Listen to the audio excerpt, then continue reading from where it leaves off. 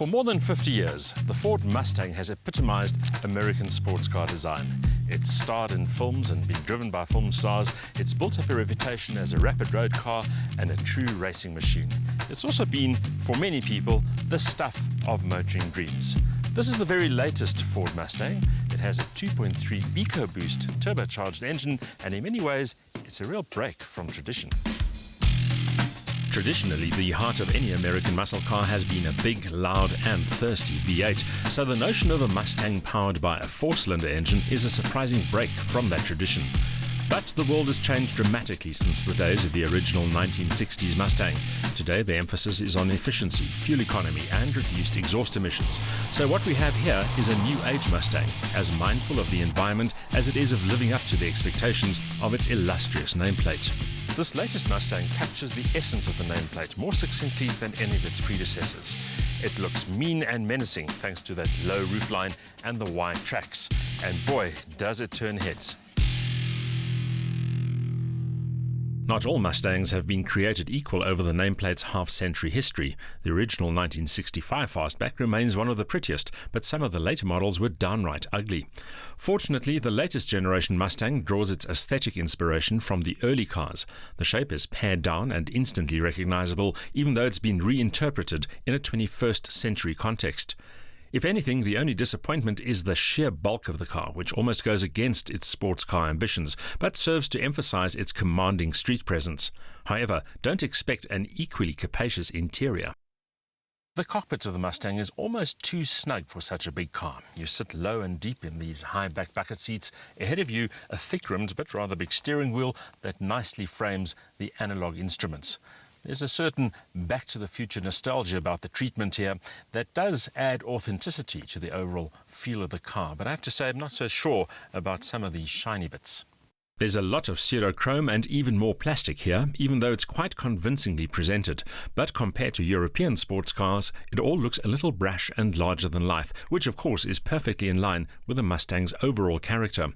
The ergonomics are sound enough, with a decent driving position and ample adjustability, while the control layout is fairly intuitive. The touchscreen display of Ford's Sync system makes it easy to access all the Mustang's infotainment features. While the rear seats are good for toddlers only, the 382-litre boot is bigger than expected. However, the biggest surprise is what's lurking under the bonnet. Call me old-fashioned, but for all its high-tech and high efficiency, this 2.3 Ecoboost engine is a little bit of a letdown in the Mustang context. Not because it doesn't produce enough power nor enough torque, because it does, but because it doesn't sound the part. For me, a Mustang is all about V8 power, about that almost tactile heartbeat. And this car just does not sound the part, which, to my mind, means this Mustang is a Mustang, but for metrosexuals. The good news is that for all its green credentials and environmental correctness, the big Ford still goes like and feels like a Mustang. Forget about the relatively small engine in a relatively large body and focus on the driving experience instead.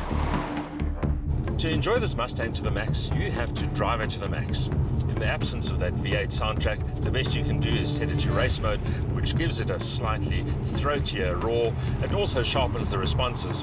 It's a quick car, as you'd expect of a sports car machine.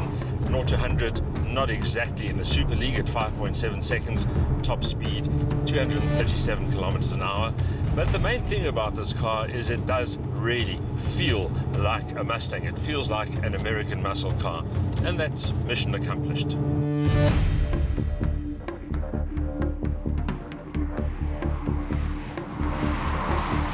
There's nothing subtle about the experience. The Mustang doesn't have to serve up its dynamic wares with finesse. Instead, what you get is an honest dialogue between car and driver that builds confidence and benefits driver appeal. There's nothing agile about this Mustang. It's 4.8 meters long, it weighs 1.6 tons, and it has a turning circle of more than 12 meters.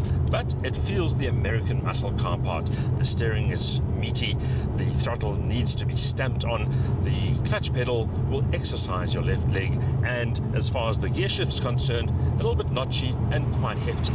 But there's a lot of traction here from those big gumball tires, and cornering is confident.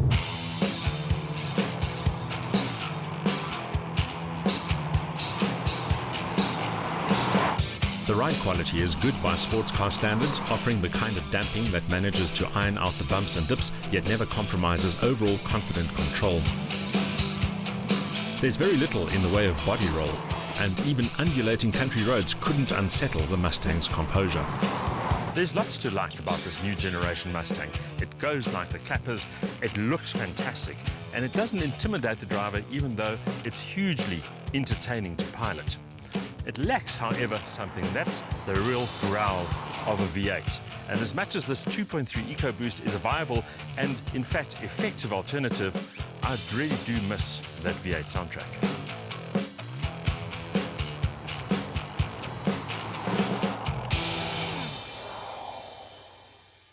It might not be a V8, but the Ford EcoBoost engine delivers ample urge and shove, while the manual gearbox adds further credibility to this modern-day interpretation of the Mustang legend. It's a lot of sports car for the money, and the result is thrilling if you drive it with gusto. But without the sound of a V8 up front, this Mustang lacks ultimate authenticity.